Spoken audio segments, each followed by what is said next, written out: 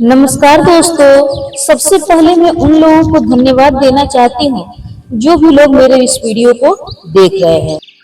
चाहे कितना ही अभागा मनुष्य क्यों ना हो, सुबह 3 बजे से 6 बजे उठकर ब्रह्म मुहूर्त में कर दो यह काम, जो चाहोगे वह मिलेगा। एक समय की बात है, माता पार्वती ने भगवान शिव से पूछा, स्वामी, मैंने देखा है कि चाहे कितना ही अभागा मनुष्य क्यों न हो, अगर वह सुबह के समय ब्रह्म मुहूर्त में उठता है तो वह बहुत ही सुखी रहता है। ऐसा क्यों? मुझे ब्रह्म मुहूर्त का रहस्य बताइए। तब भगवान शिव ने कहा, हे देवी, मैं आपको इस प्रश्न का उत्तर एक कथा के माध्यम से बताऊंगा। कृपया आप इस कथा को ध्यान पूर्वक सुनिएगा, और जो भी मनुष्य इस कथा को पूरा सुनेगा वह कभी भी इस अवसर को अपने हाथ से जाने नहीं देगा। ब्रह्म मुहूर्त का रहस्य जानकर पूरा जीवन ही बदल जाएगा। भगवान शिव कथा को सुनाना प्रारंभ करते हैं और माता पार्वती से कहते हैं, बहुत समय पहले की बात है, काशी में दीनू नाम का एक लड़का रहता था। वह लड़का बहुत ही अच्छा था, लेकिन एक गलत आदत थी। वह देर तक सोता रहता था। सुबह उसे जगाने के लिए घर वाले कई प्रयास करते थे, परंतु वह रोजाना सुबह देर तक उठता था। वह लड़का कभी भी 9 बजे से पहले नहीं उठता था। जब वह बालक था तब परिवार वालों ने सोचा कि जब यह बड़ा हो जाएगा तो इसकी आदत में सुधार हो जाएगा, परंतु वह लड़का जैसे जैसे बड़ा होता गया उसकी आदत और भी ज्यादा खराब होती चली गई। दुनिया इधर से उधर हो सकती थी, लेकिन वह लड़का कभी भी जल्दी नहीं उठ पाता था। उसके पिता उसकी आदतों से बहुत ज्यादा परेशान रहने लगे थे। उस लड़के को ढेरों नकारात्मक शक्तियों ने घेर लिया था। वह सभी को पलटकर जवाब दे देता था और दिन भर उदास रहता था। इसका असर उसके स्वास्थ्य पर भी पड़ रहा था। जब उस लड़के को यह पता लगा उसके सारे मित्र सफलता को प्राप्त कर चुके हैं, तब वह और भी ज्यादा चिंतित हो गया और ईश्वर को कोसने लगा। वह बार बार यही कहता था कि मेरी किस्मत ही खराब है, परंतु उसके पिता अच्छी तरह से जानते थे कि उस लड़के के असफल होने के पीछे क्या कारण है। भगवान शिव ने कहा, हे देवी, फिर एक दिन की बात है, उसके पिता को किसी सन्यासी के बारे में पता चला।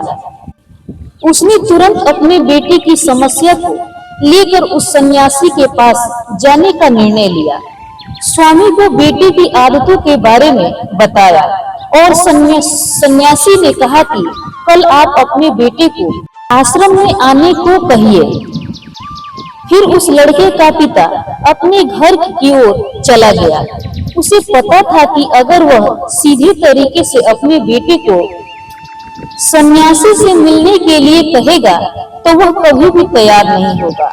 उसने अपने बेटे को अपने पास बुलाया और कहा, तुम्हारे सारे मित्र जीवन में सफलता प्राप्त कर चुके हैं, क्या तुम सफल नहीं होना चाहते हो?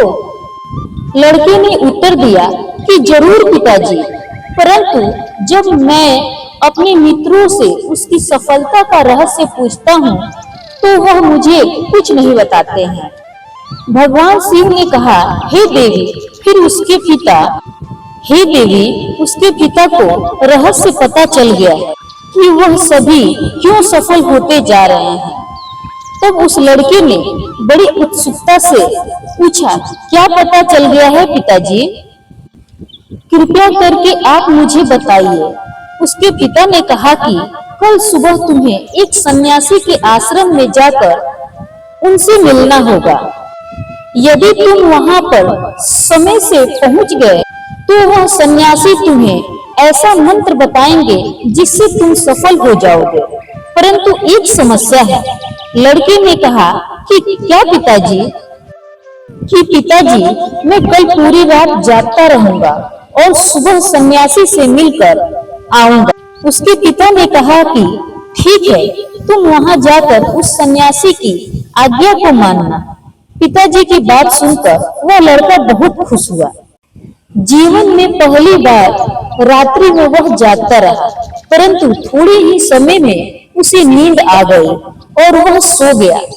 फिर अगली सुबह जब वह उठा तो उसे पता चला कि सन्यासी से मिलने का समय समाप्त हो चुका था। उसके पिता ने लड़के की तरफ देखा और कहा कि तुम जीवन में कभी सफल नहीं हो पाओगे, जाओ और जाकर सो जाओ। पिता की यह बात सुनकर उस लड़के को बहुत दुख हुआ। उसने मन ही मन स्वयं को चुनौती दी कि कल सुबह वह सन्यासी से मिलने अवश्य जाएगा। उसने अपने पैर में एक छोटा सा घाव बना लिया, जिससे दर्द के कारण उसे रात भर नींद नहीं आई। भगवान शिव ने कहा, हे देवी पार्वती, यह ऐसा पहला अवसर था जब उसने अपने जीवन में पहली बार सूर्योदय को देखा था। वह तुरंत ही तैयार होकर सन्यासी से मिलने चला गया। आज उसका अनुभव कुछ अलग ही था। वो बेहद शांत महसूस कर रहा था। चलते चलते वो लड़का जैसे ही सन्यासी के आश्रम में पहुंचा तो उसने वहां पर देखा कि सन्यासी और उसके सभी शिष्य ध्यान लगाकर बैठे हुए थे। भगवान शिव ने कहा कि हे देवी, फिर जब ध्यान का समय समाप्त हुआ तब वह लड़का सन्यासी के पास पहुंचा और उन्हें प्रणाम करते हुए बोला कि आपके पास कोई ऐसा मंत्र है जिससे मैं सफल हो सकता हूँ? कृपया करके वह मंत्र बताइए। मैं भी अपने मित्रों के समान सफल होना चाहता हूँ और अच्छा जीवन जीना चाहता हूँ। भगवान शिव ने कहा, हे देवी। फिर सन्यासी मुस्कुराए और बोले, अच्छा तो तुम वही बालक हो, तुम्हारे पिताजी मुझसे मिलने आए थे और उन्होंने तुम्हारे विषय में मुझे सब कुछ बता दिया था। मैं तुम्हें वह मंत्र अवश्य ही बता देता, परंतु अब लड़के ने जैसे ही परंतु शब्द सुना तो लड़का घबरा गया। उसने पूछा, परंतु क्या गुरुदेव? तब सन्यासी बोले, मैं तुम्हें वह मंत्र बताऊंगा, परंतु अगले 21 दिनों तक तुम्हें मेरी आज्ञा माननी होगी। मैं तुम्हें वह मंत्र 21 दिनों के बाद बताऊंगा। तब तक मैं तुमसे जो भी कार्य करने को कहूंगा तुम्हें वह कार्य करना होगा। यदि तुम असफल हुए या कार्य के बीच में तुम्हारा संकल्प टूट गया तो उस मंत्र का असर नहीं होगा। दृढ़ निश्चय के साथ उस लड़के ने कहा कि मुझे आपकी सारी आज्ञा स्वीकार है। मैं अगले 21 दिनों के लिए आपका दास हूँ। आप जो भी कहेंगे मैं वही कार्य करूँगा। मुझे केवल और केवल उस मंत्र के बारे में जानना है। भगवान शिव ने कहा, हे देवी।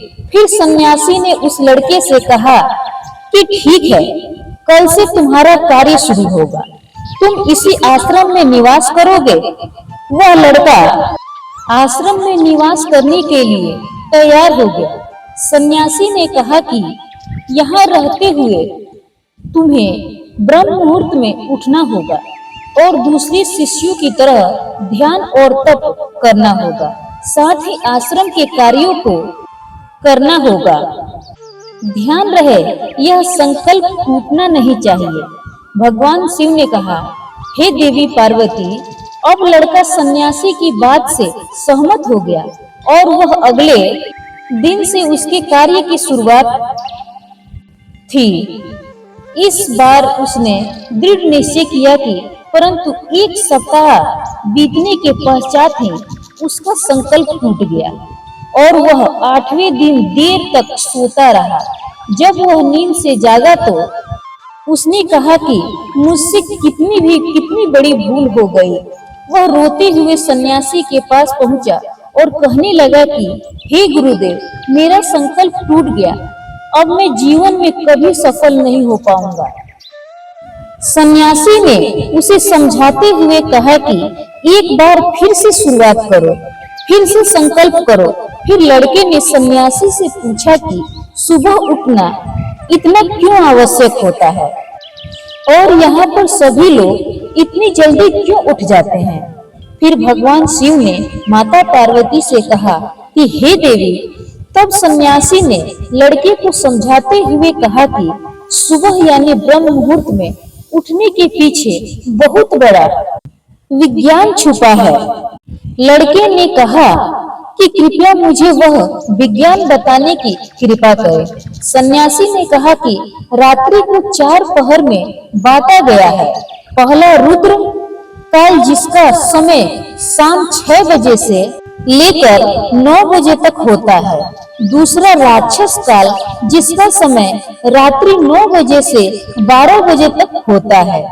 तीसरा गंधर्व काल जिसका समय रात्रि 12 बजे से 3 बजे तक होता है और सबसे अंत में जो पहर आता है उसे मनोहर काल कहते हैं। इस समय को ब्रह्म मुहूर्त या अमृत बेला के नाम से भी जाना जाता है। इसका समय भोर 3 बजे से सुबह 6 बजे तक होता है। यह वह समय होता है जब पूरे संसार की नकारात्मक शक्तियां निष्क्रिय अवस्था में होती हैं और सकारात्मक शक्तियां सक्रिय अवस्था में होती हैं। ब्रह्म मुहूर्त अर्थात देव मुहूर्त। ब्रह्म मुहूर्त का अर्थ होता है देवताओं का समय। भगवान शिव कहते हैं कि हे देवी पार्वती। वह सन्यासी आगे कहता है कि इस समय देवता धरती पर विचरण कर रहे होते हैं और जागृत मनुष्य पर उनका बड़ा ही सकारात्मक प्रभाव पड़ता है। ब्रह्म मुहूर्त ऐसा समय होता है जिसमें मनुष्य का मस्तिष्क बिल्कुल खाली होता है, जिसमें किसी प्रकार के कोई विचार नहीं होते हैं। और जब इस समय व्यक्ति अपनी पुस्तक खोलकर पाठ का अध्ययन करते हैं तो उन्हें सब कुछ जल्दी जल्दी याद भी हो जाता है और यह लंबे समय तक याद रहता है। यह ऐसा समय होता है जिसमें हम ज्ञान को समझने का प्रयास करते हैं। इस कारण आश्रम के सभी शिष्य और संसार में बहुत से ज्ञानी लोग ब्रह्म मुहूर्त में ही उठ जाते हैं। प्राचीन काल में रोशनी का कोई स्रोत न होने के कारण लोग अपने दिन का समापन सूर्यास्त के साथ और आरंभ सूर्योदय के साथ करते हैं। यह एक तरीका है जिसमें मानव जीवन प्रकृति के साथ तालमेल बनाकर चलता है। भगवान शिव ने कहा, हे देवी। फिर उस लड़के ने कहा, ठीक है, मैं कल अपना संकल्प फिर से शुरू करता हूँ, परंतु ब्रह्म मुहूर्त में उठकर मुझे क्या क्या करना चाहिए। तब सन्यासी ने कहा कि ठीक है, मैं तुम्हें बताता हूँ कि ब्रह्म मुहूर्त में क्या करना चाहिए और कैसे करना चाहिए।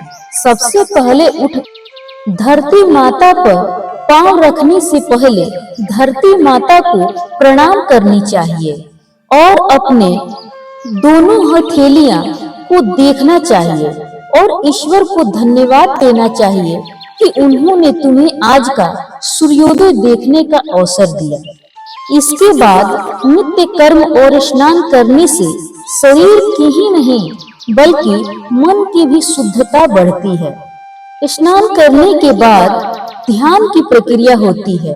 ब्रह्म मुहूर्त में ध्यान करने की अवधि 21 दिन तक होती है। इस विधि का उपयोग तब किया जाता है जब आप अपनी कोई मनोकामना की पूर्ति चाहते हैं। यह ऐसा समय होता है जब व्यक्ति अपने आज्ञा चक्र को सक्रिय करने पर काम करते हैं। फिर भगवान शिव माता पार्वती से कहते हैं कि हे देवी। आगे वह सन्यासी कहते हैं कि आज्ञा चक्र दोनों भुवों के बीच होता है। यह संकल्प का स्थान भी कहा जाता है। अगर इस चक्र पर ध्यान केंद्रित किया जाए और अपनी मनोकामना को बार बार दोहराया जाए तो मात्र 21 दिनों के भीतर वह मनोकामना पूरी हो जाती है। अगर आपके मन में कोई अधूरी मनोकामना है और आप उसे पूरी करना चाहते हैं, तब उसे सबसे पहले उस मनोकामना का स्पष्टीकरण कर लें। आपको क्या चाहिए यह निर्णय अवश्य कर लें। इसके बाद ध्यान की विधि को शुरू करें। ब्रह्म मुहूर्त में स्नान के बाद एक ऐसा स्थान चुनें जहां पर वायु का प्रवेश हो। ध्यान में शुद्ध प्राणवायु का होना आवश्यक होता है। ध्यान की मुद्रा में रीढ़ की हड्डी सीधी होनी चाहिए, साथ ही गर्दन भी सीधी होनी चाहिए। सुखासन की अवस्था में दोनों हाथों को घुटनों पर रखकर आंखें बंद करके बैठ जाए। हाथों की मुट्ठी को बंद कर लें और 2-3 मिनट तक बिल्कुल शांत हो जाएं। जब आपका शरीर स्थिर हो जाए और श्वास भी शांत हो जाए, तब उसके बाद अपना सारा ध्यान आज्ञा चक्र पर लगाएं। इस दौरान लंबी गहरी सांस लें और सांस को रोककर रखें। इस समय आप अपनी इच्छाओं को मन ही मन दोहराएं और अपने मन से इष्ट देव और देवी देवताओं और गुरुजनों का चिंतन करें। भगवान शिव ने कहा, हे देवी। उस सन्यासी ने कहा, जब सांस को रोकना कठिन हो जाए तब धीरे धीरे सांस को बाहर की ओर छोड़ो। सांस को नाक से भरें और मुख से बाहर छोड़ें। इस प्रक्रिया को 3 से 4 बार प्रतिदिन दोहराएं। ऐसा प्रतिदिन करने से आपकी जो मनोकामना है वह अवचेतन मन तक अवश्य पहुंच जाएगी और इच्छा पूर्ति जल्दी ही होगी। आज्ञा चक्र सक्रिय होता है और हमारी आज्ञा को पूरी करता है। सांस को रोककर रखने के दौरान शरीर में आपातकाल की स्थिति हो जाती है, जिससे कि आप बेकार की बातें सोचने और विचारने से बचते हैं। ब्रह्म मुहूर्त के समय ईश्वर की विशेष कृपा होती है और कोई भी व्यक्ति अपनी मनोकामना को इस समय दोहराता है तो उसे इसकी इच्छा जल्द से जल्द पूरी होती है। भगवान शिव ने कहा, हे देवी। इस प्रकार सन्यासी ने उस लड़के को ब्रह्म मुहूर्त का महत्व बताया। अगले 21 दिनों तक उस लड़के ने बड़े ही मन के साथ इस प्रक्रिया को अपनाया। अब वह बहुत ही ज्यादा अनुशासित और शांत स्वभाव का बन चुका था। उस लड़के ने जैसे ही अपना संकल्प पूरा कर लिया, उसके बाद वह लड़का बड़े ही प्रसन्न भाव से सन्यासी के पास पहुंचा और कहने लगा, हे गुरुदेव, मैंने 21 दिनों का संकल्प पूरा कर लिया है। अब कृपया मुझे सफल होने का मंत्र बताइए। तब उस सन्यासी ने मुस्कुराते हुए कहा कि पिछले 21 दिनों से जो अभ्यास तुम करते हुए आ रहे हो वही तुम्हारी सफलता का मंत्र है। जो व्यक्ति ब्रह्म मुहूर्त में उठकर ध्यान प्रक्रिया को सही से करते हैं वह जीवन में कभी असफल नहीं हो सकते हैं। तुम्हें ब्रह्म मुहूर्त का रहस्य पता चल चुका है। अब तुम इसे जीवन प्रयत्न करो। तुम्हें जीवन के लक्ष्य और सफलता दोनों प्राप्त होंगे। उस लड़के ने सन्यासी को धन्यवाद दिया और ब्रह्म मुहूर्त के नियमों का पालन जीवन प्रयत्न तक करने का वादा भी किया। भगवान शिव ने कहा, हे देवी पार्वती, अब तो आपको पता ही चल गया होगा कि ब्रह्म मुहूर्त का क्या मतलब होता है। तब माता पार्वती ने कहा कि हे स्वामी, अब मुझे ब्रह्म मुहूर्त का संपूर्ण ज्ञान हो गया है। इतना कहकर माता पार्वती ने भगवान शिव को प्रणाम किया। वीडियो अगर पसंद आया हो तो वीडियो को लाइक करें और हमारे चैनल को सब्सक्राइब करें और ज्यादा से ज्यादा इस वीडियो को अपने दोस्तों में शेयर करें ताकि मेरा उत्साह बढ़ता रहे। तो चलिए मिलते हैं नेक्स्ट वीडियो में। तब तक के लिए धन्यवाद।